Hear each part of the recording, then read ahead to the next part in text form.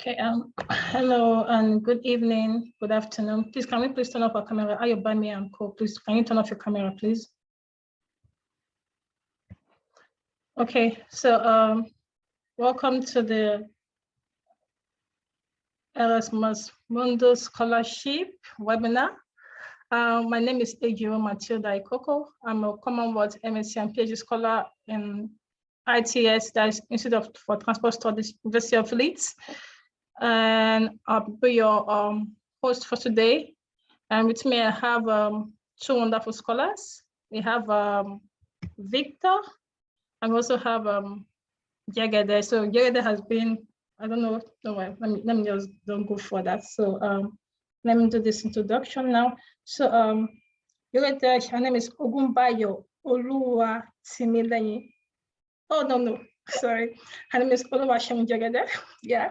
She's doing an MS in social works with children and youth at Mykolas Romerius University, Lithuania. She's also an Erasmus scholar and also got the Commonwealth scholarship, but she had to pick one, so she picked Erasmus. Now I'm jealous. Anyway, she's a mental health professional and also a member of International American Psychology Association. So, we also have with us Victor. Jared, can you please turn on your camera? Let's so they can know who I just introduced. Yeah, so that Jared, hi. Yeah, thank you. So I also have Victor. Victor, his name is Ogunbayo Oluwatimileyin Victor, right? Yeah. He's also a graduate of Agricultural Economics and Farm Management from Federal University of Agriculture, Abeokuta. And he's doing a master's, International Masters of Science in rural development. So these wonderful scholars will be helping us in the next few minutes to navigate how to apply. So please, we have like 80 minutes each for your presentation. Then we'll spend the next 20-30 minutes to answer questions. So who want to do the honors? Victor or Jegede? Who want to start first? Okay, I'm starting first, and nice to meet you all. And I'll just be, I have just 80 minutes, so. Yeah, do you want to share your screen? You can do that, yes, right? You have the access. Sure. I think you should. Share screen, and yes. I'm turning off my camera now. Here we go. Perfect. Okay. Thank you. And we have this. Okay. Good. Okay. Okay, so the first thing I'll be talking about is how to navigate the websites, because sometimes it's kind of complex. And yeah, I think we know the meaning of Erasmus. It's like kind of EU contribution to the world, like developing the youths, providing education opportunity and through scholarship. Okay. I could remember in 2018, one of the reasons why I couldn't apply for this scholarship was because when I got to the website, it was somehow complex for me. How can I minimize this? Okay. And okay, let me just take it from here. So when you go to the website, you say Erasmus Mundus Scholarship, and yeah, you might go to the catalog straight. Or okay, let me just go to the catalog straight, and I wish I can get this all free there. Okay.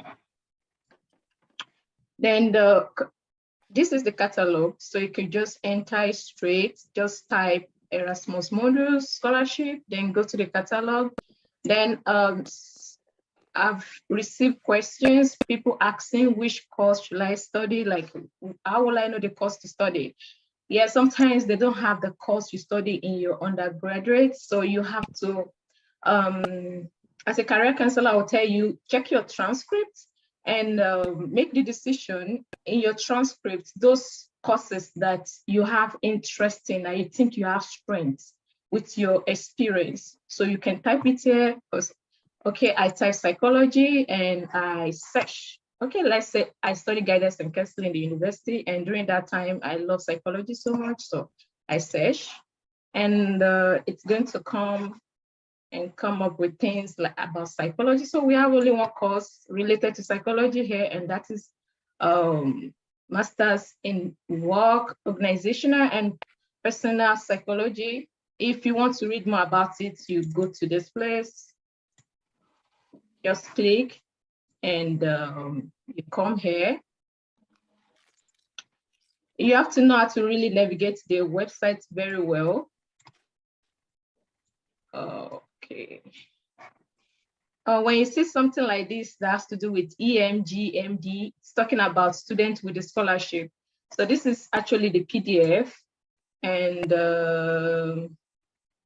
I'm trying to get, okay, these are links. Then you have to look for where you have to apply. These are updates. Okay, so that's for that. Then let me just use another one as an example. Let me say my course is Woshi. If you know the abbreviation of those courses, like this one is WOP, like you can put it here and still search, you will still get it. You might not put anything in this or these parameters because it's, if you might not know. Okay, the meaning of this is this course, you can be in Spain, Italy, Portugal, Brazil, and USA for your mobility. So you just search, okay, then you will see this. So this is my program. You can check it. And yeah, on the website, you're going to see a lot of information, how to apply, where you're going to have your semesters. Currently, I'm at Mykolas Romeros University of Lithuania. And you can just check that. From here, you can come to this. From here, you go to the admissions.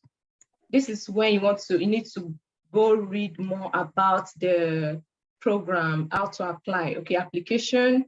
From here, you're going to see the requirements, the documents you have to submit. If it's going to be a program that will need you to be interviewed, you're going to see it here, interviews. So yeah, so that's that. I think we got that. Let me admit this. Okay, I'm gonna go back to my slide. Yeah, second slide. Okay, this is the. Okay, so we want to talk about motivation later. I put it here, I say, write as you are directed by your informed mind. Okay, when I put that, it's because you are the one that wants to apply. You also know your strengths, you know your resources. That is what you've gathered. So, and again, you were the one that went to the website to read about it. When you were reading, some inspirations were coming, write your personal statement this way. These are the things I should include. So you write with your informed mind. But while writing, these are the parameters. These are things you need to include. You have to present your work experience, your educational qualifications. You have to present your voluntary services, further studies and skills. You have to talk about your achievements, your publications if you have. You can talk about your travel history if you have. It's not compulsory. They're just achievements, like you can talk about it. And your professional association. Yeah, it's very good that you talk about it. Yeah. Then how the knowledge of this course, how it will benefit you and the society. Then problem statement. So when I talk about problem statements, like what prompts you? Why are you writing this personal statement? Why do you want to apply for this course? What is the knowledge gap you want to fill? What is the inadequate service? Maybe there's inadequate service provider problem in your community. We don't have enough social workers. We don't have enough doctors. We don't have enough this, that. You have to mention it. And you just have to have something when it's, because yeah, like if you look at all the Erasmus courses, they have problems they want to solve. If there ain't problems, the programs won't be there. So you have to, when you are reading everything about the course, you have to check what is this program, why this program? Yes, why this program? Then you have to use the reason why the program is existing to write your personal statement. Can you fit in? Can you solve the problem in your community? And how will it, how will you do it? So you have to talk about this. Then And when you're talking about this problem statement, don't just say, okay, there's problem. You have to tell us your like, what have you done to solve it? Okay, my personal statement, I could remember, I tried putting that, I tried solving this problem, but because I don't have advanced qualification and knowledge in this aspect, I struggle a lot. And I want to come for this program because I believe this program is going to strengthen me, you know, the knowledge, everything is going to empower me to solve the problem. Then you have to talk, yeah, this one remarkable life story. So I should tell you more about this. Some people, you want to paint how terrible your life have been, how disadvantaged you have been in life and vulnerable, but sometimes you don't have to talk about it. I would say my motivation letter for Erasmus was one of my motivation letter where I didn't talk about my past life, my like what I went through that went that good. I just put it there that my interest for mental health, for social work, it's impacted by my past experience and childhood experience. So someone that will read that will understand what I'm trying to say. That was just what I put. So sometimes you don't need to paint, okay, I'm from a polygamous family, I'm from this, I'm from that. Sometimes you just have to, like, it might just be a sentence. Then CV, Victor will be talking more about CV. So I'll just come to the next slide. Can this person move? Okay, so files and documents. You need your international passport, please. If you know you want to apply for scholarships, these are things you need to get ready. Then your transcript. Okay, I know. Mr. Jiro, please, can you look for the person that is? Can you help me mute this fellow? Okay, we have transcripts. You need your transcripts. So this transcript is a big challenge. I will just talk about it a little. I know a lot of you don't have access to your transcript in Nigeria, and it's something I can't figure out why you pay all your tuition fee and you can't get your transcript. Okay, so but if you want to get it, there are a lot of ways, like you can request, you can ask your employer to request for your transcripts for you, then you can get it. Then you can write the school. It's just that when they send it to the school direct, and they don't know you. They don't have record of you. So if they send the transcript to them, it will just be in the email. No one will use it. So you have to check it and have it because you have to upload it. And again, you have to certify your certificate, your diploma. Then proof of English proficiency. I should talk about this. I applied for the scholarship and I didn't submit IELTS or TOEFL. Well, I have it, but I just when I look at the score, I look at it and I was like, am I really ready to like when you're applying for scholarship, ensure you ask yourself if I'm the like the person that is going to select, if I'm among the selection committee, will I select this person? Ask yourself. If you think if you were the one, you will select yourself, then you have to do something more. So I asked myself, I know a lot of people will be submitting something greater. Am I really sure I want to submit this? And I told myself, no. So I submitted proof of English proficiency from your school. I submitted that one that states that, oh yeah, she had a BSc assessed and taught in English, and yes, she's good when it comes to English. And again, your WAEC, UK is one of the countries that they've accepted WAEC, your English in WAEC as a level of English proficiency. So if you don't have IELTS or TOEFL, please attach something else. And please attach what I attached my WAEC, and again, the letter from the school. Then your motivation letter, we've talked about that. Yes, your reference letter. This is very important because you have to pay attention to it. I don't know. Some of us, okay, let me not say some of us, because I had good relationship with my lecturers when I was in school, but let's say so you don't have one, you have to create it now. All you just need to do is create space, send them messages, and another time you can follow up and present your case.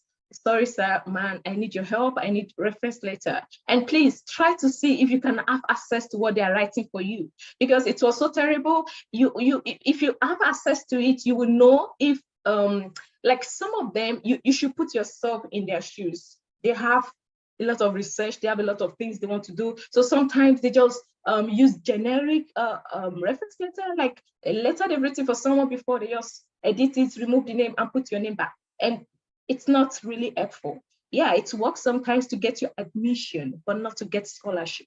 If a reference letter will get you scholarship, it must have stated a lot of things about you, about the academics, about your ability to make research, and a lot of things that you can do this, you can do that. So, but a generic reference letter will just say you're a student, and yeah, we know you, we've known you for 4 years, and that's good.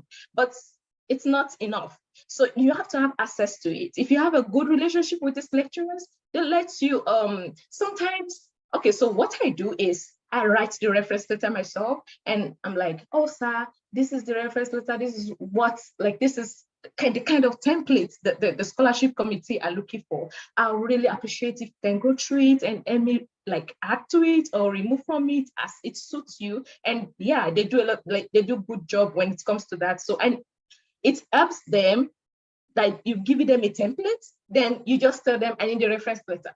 And when they don't respond, some of you get angry, they are not helpful, but you can't, it's not that way. You have to give them something to work with. Then the CV, Victor will talk about CV, then proof of residence. It's very important in Europe. So you have to get it. For me, I went to ICOT and it's so simple. Just get there and tell them you need residence certificates. They'll get that for you. Then interview. Yes, I put this, that it varies with program because there are some programs that don't do interview, but mine did interview. And I tell you, it was not everyone that were interviewed that got selected. So you have to prepare for your interview. You have to, another thing I should tell you is when it comes to Europe, Erasmus, just go to the website. The information is always there. And they're so plain when it comes to this. Just go to anything you need. How should I prepare for the interview? Read the instructions there and just follow it. And another thing that helped me when I was preparing for my interview was I do make a record of myself. I'll like sound record, right? I just try it and I play it and I ask myself, what are you saying? Is it correct? Is it in line with what they want to hear? Like, are you just using empty words? You know, sometimes people speak and they speak empty words. So when I say empty words, you're just talking no good vocabulary. Okay, when I say vocabulary, I don't say you should pick big words. I mean, like right words. You know, you are concise, you are specific, you are eating the question. You are not doing hum, and when I go, when I come. No, you have to practice. And the way to practice, yeah, I know it's not everybody that is comfortable hearing themselves speak, but it's fine. Make a record, hear yourself. Okay, let me put it this way. And before you know, you're fine. Then when you go for the interview, you don't waste their time. I'm telling you this because last year I was on one scholarship in South Africa, and it was so funny that I got to the last stage, and during the interview, I took their time. I was telling them a lot of things, and I didn't get the scholarship, and it was like, what? And I told myself, next interview I have, I won't do that. I will make sure like I'm within the time and everything. So you have to work with that. You don't waste people's time because they have a lot of people they also want to interview. Let me see what is there. Okay, it's the application and what is there. Okay. And what is there? Okay. And this. Okay, so this is the last stage. I'm coming back to this. I need to allow Victor to talk. Victor. Done, Jada. Are you done? Yes. Okay. All right, before Victor continues, please just drop in the questions and we'll attend to them. Okay, and Victor, please, would you maybe help me by my mind so you can be mindful of time, please?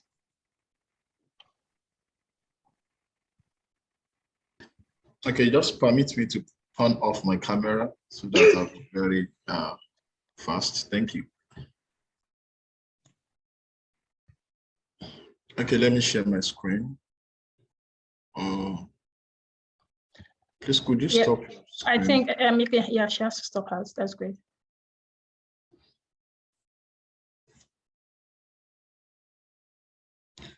Okay, let me just share my screen.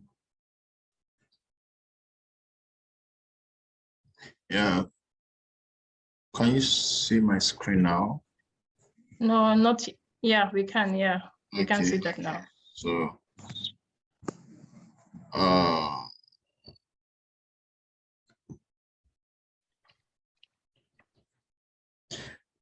you see Yes, this? we can. Yeah, good afternoon, good evening, everyone. I'm Victor, and then as I've been rightly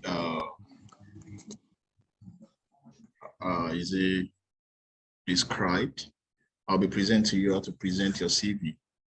Basically, CV is just like online representation of you. The scholarship board do not need to see you, but in picking your CV, they know who you are. Without you speaking, your CV should be able to speak in volume for you. And then I'll quickly run through the stuff I've put in place here. So I just say CV format for Erasmus Mundus. Basically, they always require you to follow Europa's format. And when you go through this link, you can just click on this link, and then it's going to take you to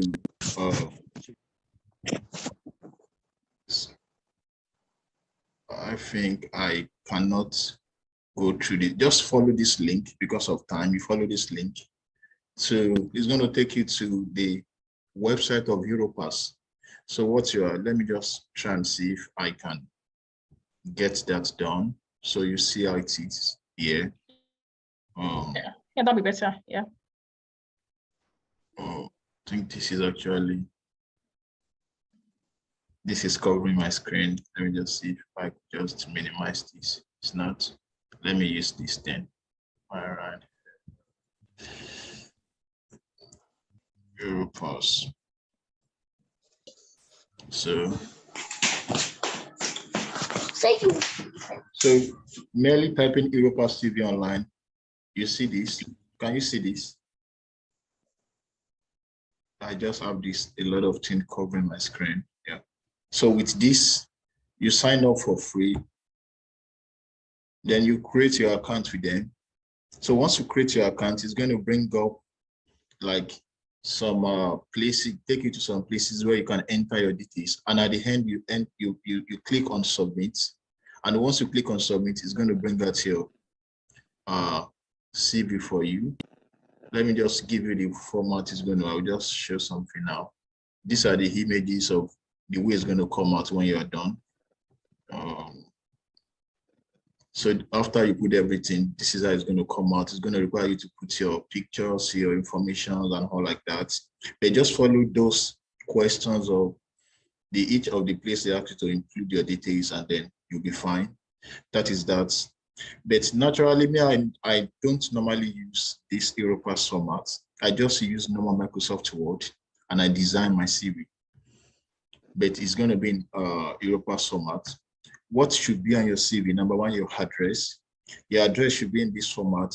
Address, sorry, there's a mistake here about the address, and then your name, your email, your LinkedIn phone number. Let me show you example of how my CV normally looks like.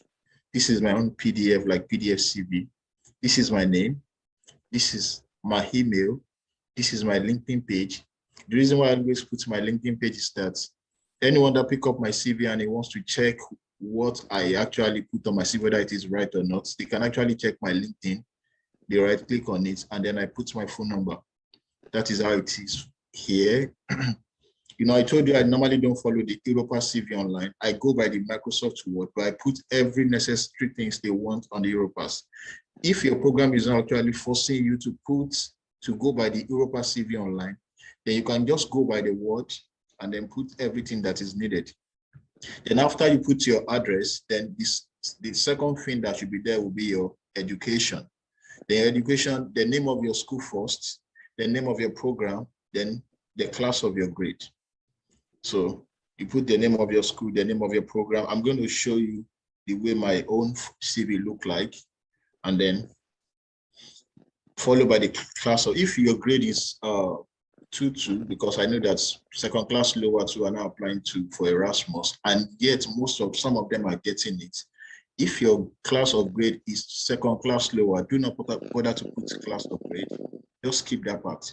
If your class of grade is second class up or first class, you'll be able to put it there. And then The next thing should be your work experience.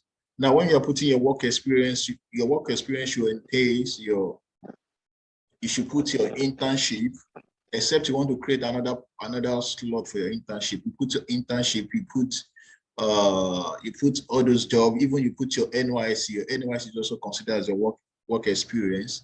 And then it starts with your job title, then the organization you work for, the location where it is, the date, like the time interval. Then you put like in bullet points some of the work that you did when you were actually involved in the work, or you are presently doing. So that's what should be on your work done. However, when you are actually putting something on your work done, I've seen some people that. Do you have any question? Please, we want the questions now. After you finish speaking, we'll take questions together. Is that fine? Yeah, it's okay by me. Then some people, like, they are applying for, okay, let me just cite an example. I study agricultural economics. I'm applying for a program that is in rural development, which is actually in line with what I studied. And then let's say I work in a factory where they're actually doing a metal something or engine or something. Then I include it in my working experience that, oh, I work in a factory where we are working with metal and all like that. It's going to raise red flag. Or you put it like, oh, I work in primary school, and what I do in the primary school, you're applying for something in science, then you are teaching them Yoruba, or you are teaching them Igbo language. They are not related. Do not put what is not actually linked to what you are applying for, or something that, if it's something that is related to computer skills and all, you can put it there, because in all your program, in everything you're going to do, you are required to have that skill, computer skill, ICT skills. So you can actually include that into your work experience. Then other things to be on your CV, if you have leadership experience, you put it there. No leadership experience is bad. No leadership experience is worthless. Any leadership capacity you are able to lead, or you're able to lead during your program, then you should be able to express yourself and put it there. Extracurricular activities, all those things you are doing, then you should be able to put it there. Awards, every award, no little award, to any award you are able to earn in school, you put it there. Except I told someone, I said, you don't put the award of like the best couple of the year, you don't put the award of the best dress of the year. Those ones are actually not related to what you're applying for, but the most diligent in class, those little things, they're also part of what you should put there, except the other ones that are just side stuff. Then your certifications. These are the things that you should actually, even if you are not applying for Erasmus or no, you should just get yourself engaged with all these online certifications that is being done. You get them done, improve yourself every time, build your certificate. So these certifications, that you must also include them. Professional organization, if you are in any, you put it there. Then your publications, you put down on there. In your publication, sometimes it's possible you have not published any of your paper, then you can include your bachelor project. You are going to list it like, this is for my bachelor program on your CV. Then the volunteering and international experiences that you have, then followed by your references. And then lastly, when you're writing your motivation letter too, let me just link it together. Do not repeat what you have clearly stated on your CV in your motivation letter. They have seen what is on your CV. And then do not begin to repeat all these things. However, if there's a need for you to repeat what is on your CV, then it means you want to give more light to them. Like, oh, how you're able to get the award, you are able to pay more attention, you are diligent in what you do. And then in order to support what the first speaker said, there are 4 things that must be clearly seen. Other things might just be you just want to boost yourself. On your motivation letter, the first paragraph of your motivation letter must be able to show the problem, the issues, what is actually prompting you to apply to the program, and why it has led you to actually apply for the program. Oh, Nigeria is, okay, let me just give you an example. I hope I'm still sticking to my time. because I don't know the Yeah, time. please just go on. Please go on. Okay, yeah. So, okay, let's say you're applying for agricultural economics. That is my field. And then the issue you want to work on is on food waste. You can just say, oh, according to World Bank statistics, 1/3 of agricultural food that is being produced yearly is being lost. 865 billion is just, once you give them two facts, then you link it to your country, or you start from your, either you start from your global to your country, just in few lines. You don't just explain, you don't need to tell them all the facts that they can have access to. You just give them the present issue, or right from my young age, I've been having this issue and this has been pressing in mind and all like that. This is the issue in my country. And this has actually made me to delve into the field or has actually inspired me to apply to this program. You must state the issue, then you hit the program you are applying to in your first paragraph. They must see the issue. You must see the program you're applying for in your first paragraph. And the second paragraph can talk about your academic experience that make you the best fit for the program you're applying for. Then your working experience. Then after that one, why are you applying to this program? Why do you think that why are you interested in this program? Is it that the program has something that is focused on? Mind you, all Erasmus program is targeting SDG Goal 2030. So you must look at what your program is actually hitting on. So you use that one, oh, my own is working towards zero hunger. My own is working towards international experiences, collaboration with different people. My own is working towards gender equality and all like that. Those are the things you must be able to link them together in the third or fourth paragraph. It depends on the way you arrange them. And also, if you have any other award and all like that, you include them in your working experience and your certifications. And when you are done with that, you also, in the fourth paragraph, you must tell them why you are choosing the track. Is it, and why are you choosing those schools? Is it that the schools, the professors they have, they want things that you have read about them, their research field, their research focus, their research interest is in line with what you have actually been doing? And then the last paragraph should also contain what do you intend to do after your program? Because this is actually recorded, so I need to be very conscious of what I am saying. You must tell them, oh, I want to go, if I'm going for my PhD, you tell them, okay, I'm going for my PhD after my program, then I have to go back, I want to be a consultant, you know, those general story, our slogan, I have to go back to the country to develop my country and all like that. Then you run it off from there. The reason why I talk about motivation is because you don't end up repeating what you have clearly stated on your CV, and then you say, I have this leadership, I do this extracurricular, I have this. You begin to explain them word by word, and they have actually seen it on your CV. They expect to see another thing. They want to see how skillful you are in writing. They want to see how you're able to connect the dots together. You are linking one to another, linking one to another, linking one to another. Even when they are not there, they're able to follow you. They're able to see through what is in your mind. So that is what I just think I need to just chip in before I run off. And then thank you for listening. And if you have any question, I'm free. I think okay. I'm done. Yeah, thank you, Victor. I think you should stop sharing your screen now. And thank you, Jigeda. So if it's so kind of both of you to turn on your cameras, if possible, so we can take in general questions. So first of all, Jigeda, thank you so much. I didn't get the opportunity to thank you because you introduced Victor for me. So thank you for that section. And Victor to thank for the section. So there are questions on the chat. So to save time, you can both go to the chat and pick questions. And there are also questions on the Facebook page. So I will try to bring those questions down here to call your attention to it. So you can just go to the chat and pick questions, please. Okay, I think I saw one. It said, is the scholarship also for PhD applicants because the focus is on MSc? Sorry, like there's a scholarship for Erasmus Mundus is for the master scholars. But when it comes to the Erasmus, the kind of joint program for the PhD applicants, it is not Erasmus Mundus anymore.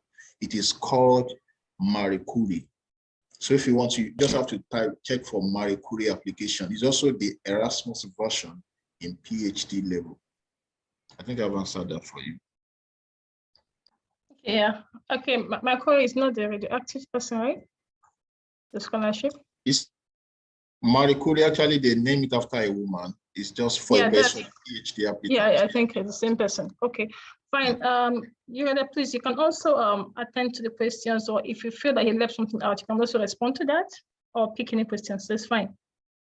Yeah, someone in the Facebook chat is asking for the link to Erasmus. So please, can you drop that on the WhatsApp? Then I'll take it to the Facebook page, if you don't mind. Yeah, I think she will do that. Please, thank you. So please feel free to drop your questions. We should be running up in the next 20 to 30 minutes. So please. Just to confirm, with a COF affidavit and a statement from an employer serve as a means of confirmation of residency. Yeah, I think that you can just go to your local government and just get a letter from the local government. That should be able to serve, that can serve as a confirmation for your residency. I think everyone still have local government to walk into and just yes, ask the letter from.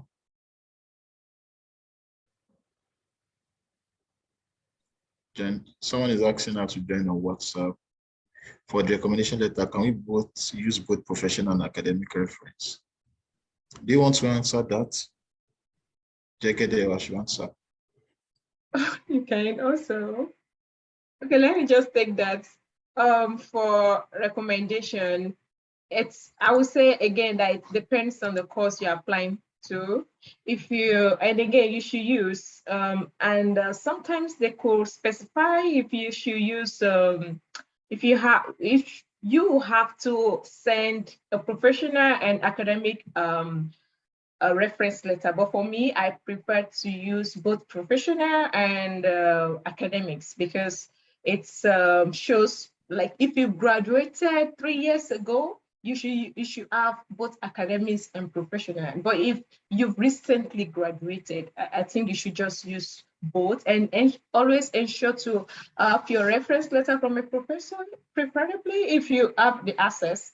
And if not, like doctor, they could help. Like, not able, they could help, they're very helpful. Yes. So Victor, do you want to add to that?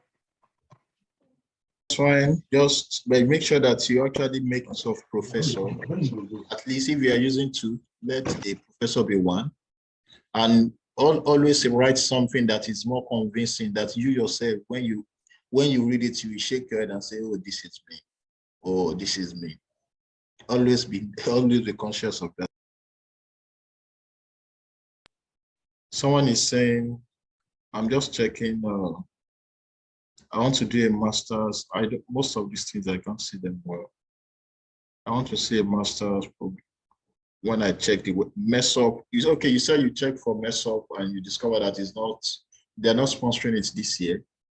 Yeah, just number one thing is that for Erasmus, you can apply to maximum of 3 programs. So you can apply to mess up, whether they are sponsoring it or not.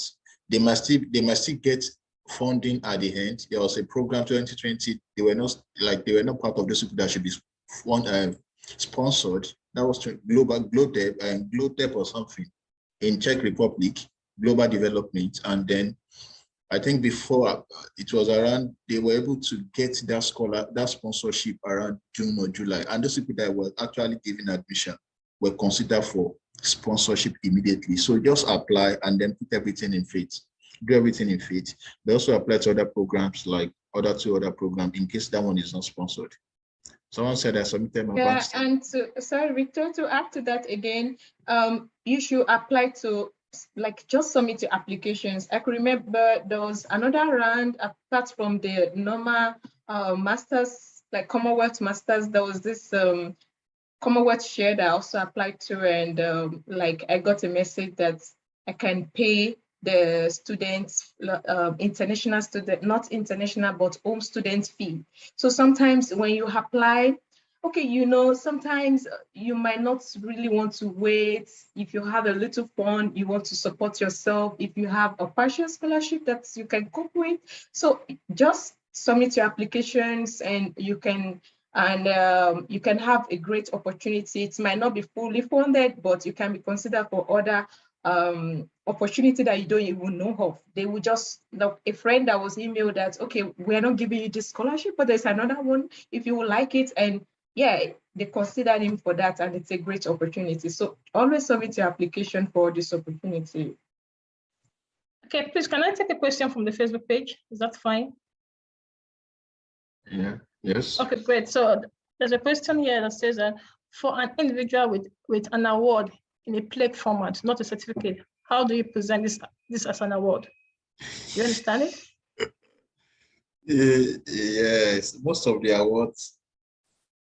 Okay, I think Shane wants to say something. Oh, that's fine. No, I wanted her to repeat it again. Okay, the person has an award, but it's in the format of a plaque, not just the certificate they give someone, like others Oh, now I get wooden it. or glass. Do you understand? So he wants to ask, how can he present that as an award? I think it's quite simple, just like you write it.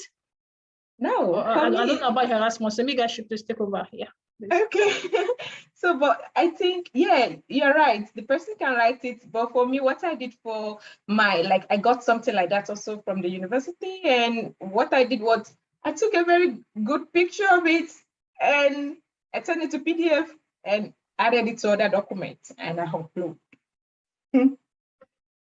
Okay. And now another question on Facebook, sorry, because I think the Zoom will be getting a lot of attention. So let me also attend to our Facebook audience. Someone also said, I don't know if this question is addressed, but does Erasmus require IELTS or TOEFL exam? Yes, it depends on the course you're applying to. Almost every Erasmus programs will say you should upload your English proficiency certificates, but it depends on your other documents. As I've said before, I didn't upload those. I used other medium, which I know if they check very well, it's equivalent to the IELTS or TOEFL. So it's required. If you have it, please upload it, use it.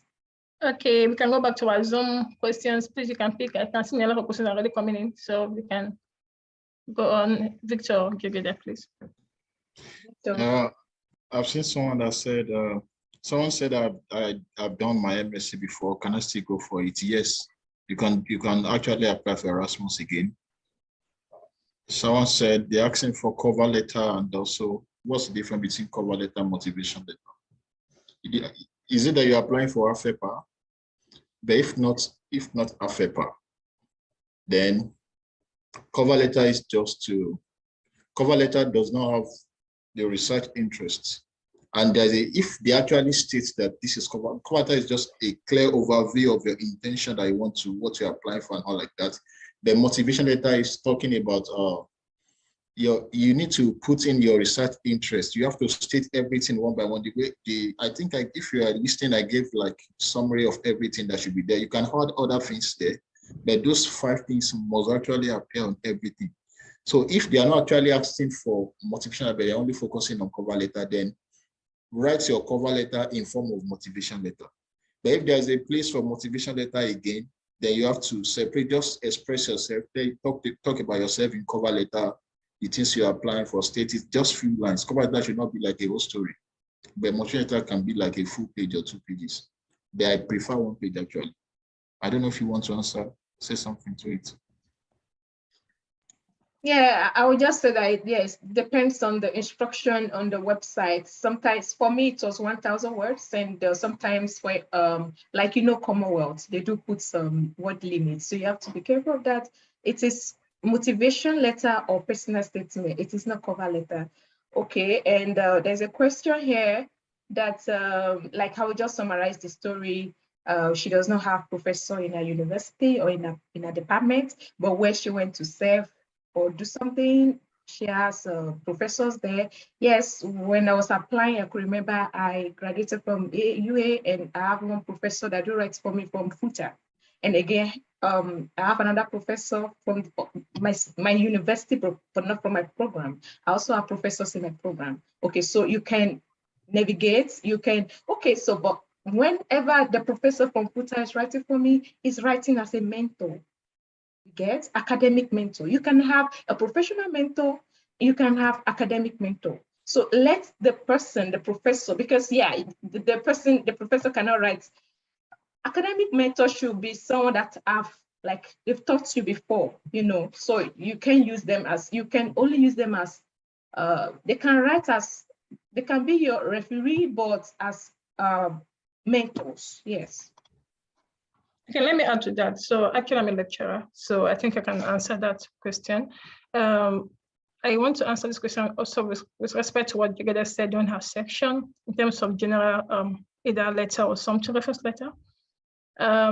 Yeah, someone might be your professor or your lecturer and he doesn't know you so well. So it's not bad. You can just walk up to him or send an email, "Sir, please, can you send me a reference or be my reference, send me help me with the reference letter." So what you would do is, you know your strength so well, he doesn't know you so well. Even if he talks in a class, he doesn't know you so well like that. So you can write a letter, a draft of what makes you stand out, what you've achieved. Then he can adapt it or she can adapt it. Don't just go for a general letter. Then in terms of academic reference to it, the person must not be your lecturer. You have what they call tutors. The fact that the person has a relationship, an academic relationship with you, they can stand in for academic reference. So one can be a tutor. Okay, fine, I didn't teach her, but as a mentor or as a tutor, this, or maybe as a head of the faculty or the HOD or something. Do you understand this? They must not actually teach you directly, but they won't have access to understand your academic strength and everything. So I think that should also help. Yeah. So can we please mute ourselves, please? Okay, I think I have to do it then. So Victor and I think we have 15 minutes more to wrap up. So please attend what you can attend to and call tonight. Okay. There's a question that must the referees on CV also be the referees that will be writing your reference letter? No, it's not compulsory. For me, I have referees from outside Nigeria, but they are not the one writing for me. You can have even more than one list of references or recommendation on your CV, but it's not necessary that your reference letter must come from them. But do ensure that the person sending your reference letter details is on your CV. Victor, do you want to add to that, or you want to ask another question? Yeah, it's fine, it's fine. And also, I forgot to say something when I was talking about the CV. When you want to include the email of your referees, it must come from the organization or institutional email. Because I see someone saying, I'm working in high school 360 and all like that. The email, if you want to actually use the person as let me say, professional referees, then you can limit it, but it should be like once in out of 3 emails. But if you are only using 2 referees, look for someone that has organization or institutional emails. They will not want to say gmail.com from a professor, or they will be saying when it's not that they have actually asked him to school. So okay, can you permit me to go back to our Facebook audience, please, so they won't feel left out? Is that fine? Okay, yes. So it's a question from Balagis, and said, I studied agriculture administration from FUNAB. Can I apply to IMRD? And which other program can I apply to? I guess that's an abbreviation of something Erasmus. I don't know. So can you get help with that? Maybe Victor. the person is actually asking this question to me. I know. Yeah, I finished agricultural economics for now too. Yeah. Okay, great.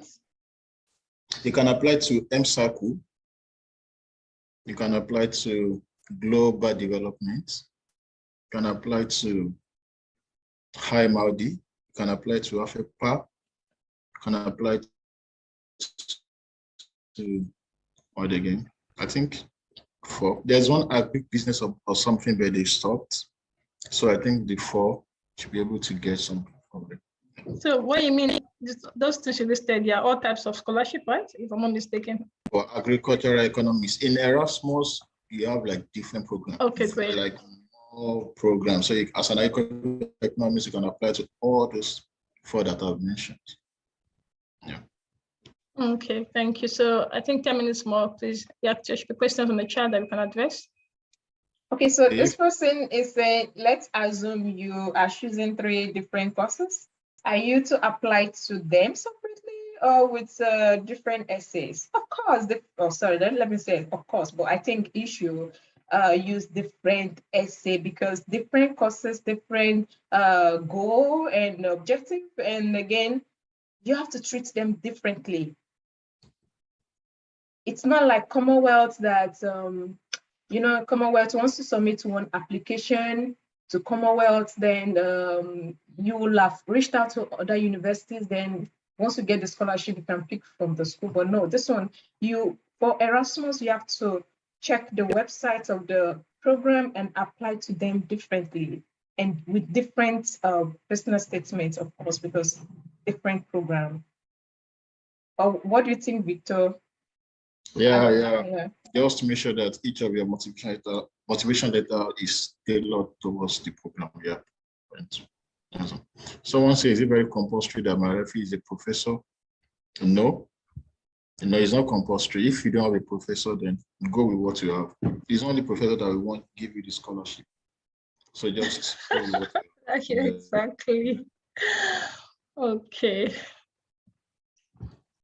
So I think the other questions, or if they are not, we can actually call it a night. Okay, more are coming in. I made it to reserve list for one of my course last year. Can I write on the link of that? Yeah, I just think you need to just try and also look for people that have won it, they have gone before you. So, you're able to get where your mistake lies. And some of them can even approach some of their lecturers and ask, what are the things they are looking for? So speak to them and also look for where your loopholes are. And also try to build up your certifications, the way you write. I talk about writing skills, your motivation with that. Picking it, and I'm very sorry, I saw someone was sharing that yesterday, and the person was explaining the issues that I can get on book all through the whole one page. I just mark everything, summarize in 5 lines, and I return it back to her. So just be concise in what you are doing, and then you'll be fine. Okay, someone is asking, I graduated 2015. Does it have anything to do with the application? Actually, this is what we call education gap, something like that. So when this happens, you have to explain it. And a good explanation for this is your work experience. And not only work experience, I do tell people sometimes you are not in the profession you really want, but you are in a place you are doing something. Try to volunteer in the profession you really want. Then when you're writing your personal statements, you have to pick on what you want to paint. So for this person, please emphasize on your work experience, and please, as we are, like if you are still back home, you want to ensure you do further studies online, like Victor said, do online courses on Open University, on Coursera, do online courses. Let's say you have something like this, you can mention it's okay, why I'm studying, I did this, I do that, so you talk about it. So, but it's not, there's someone said because interview, maybe because the scholarship is so competitive, maybe I shouldn't apply for a scholarship that requires interview. I would say no, you should take the challenge. Go for the interview, prepare yourself. After you're out to prepare yourself and go for the interview. You don't have to start filtering out those courses that have to do with interviews. Okay, if you would permit me, I have to also go back to our Facebook audience. So there's a question which I think has been addressed, but I'd rather Victor answer that.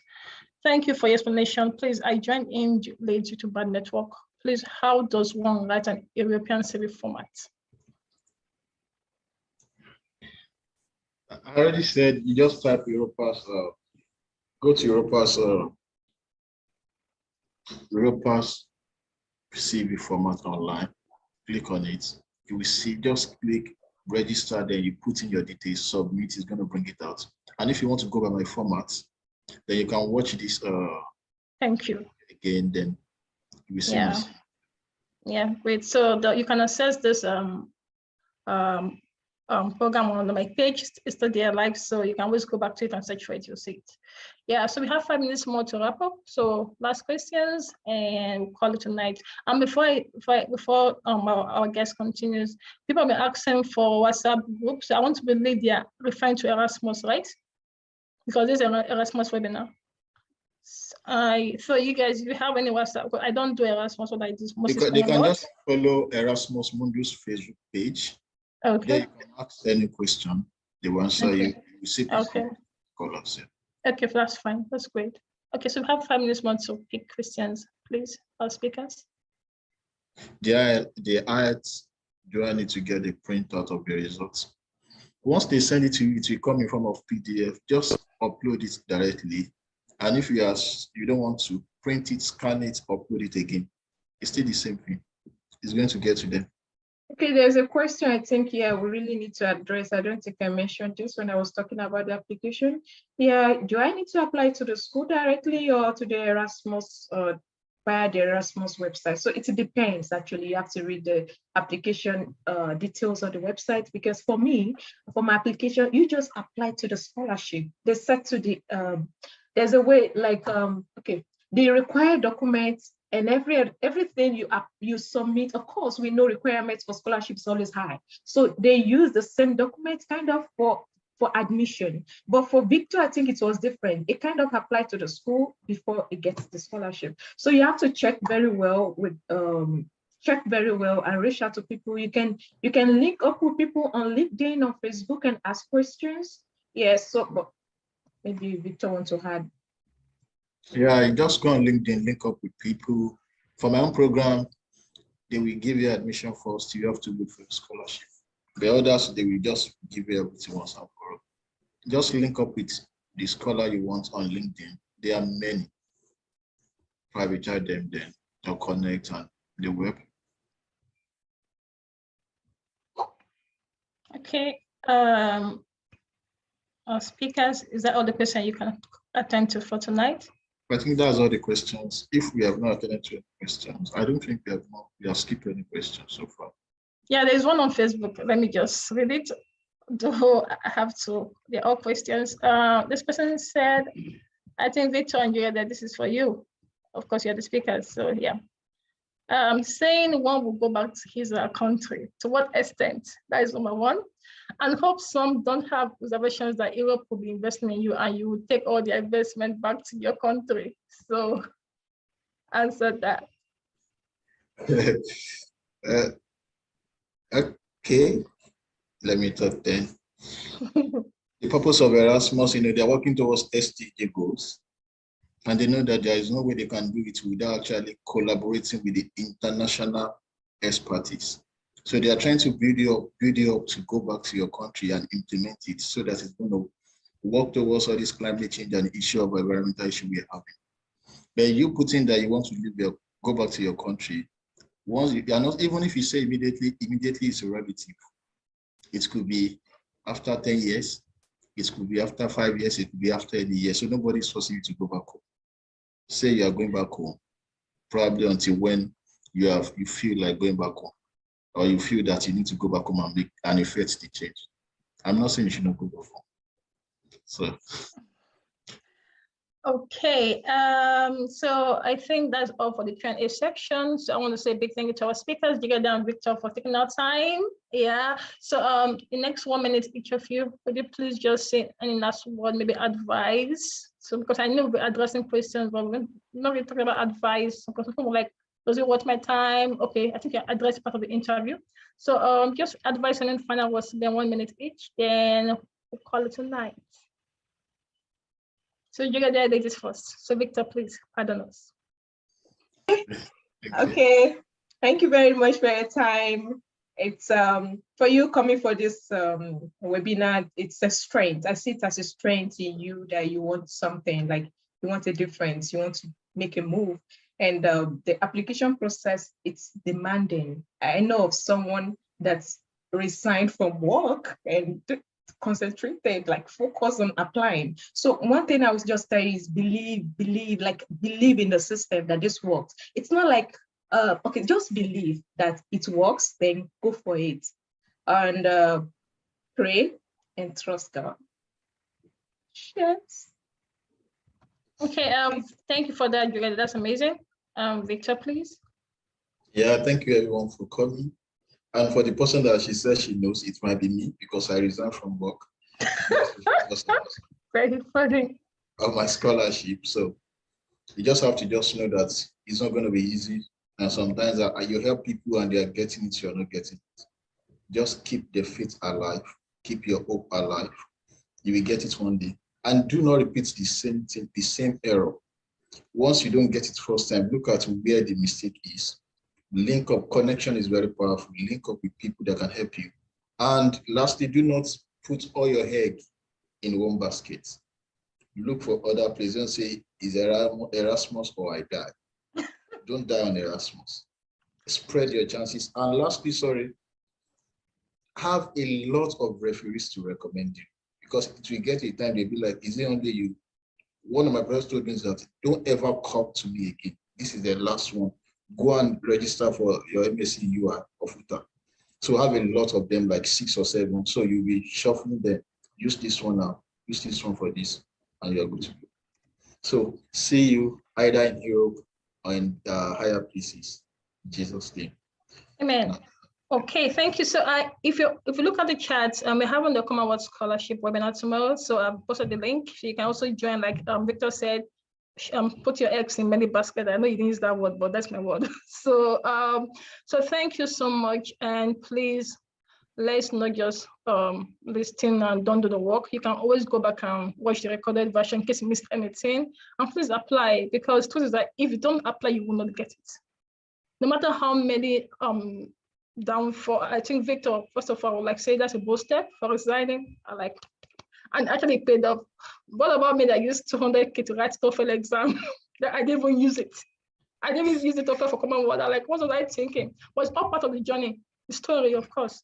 So if you don't, yeah, oh, good, great. So please just make the effort. Yeah, at times it's demanding, like Jagada said, but at the end, when you get it, guy, you will smile. All the stories were like in the past, those days.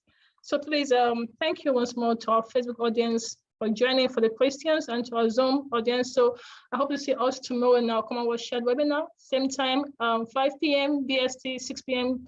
WAT, and 7 p.m. CAT. That's with UK time, West African time, and Central African time. I think I made some of the BST parts.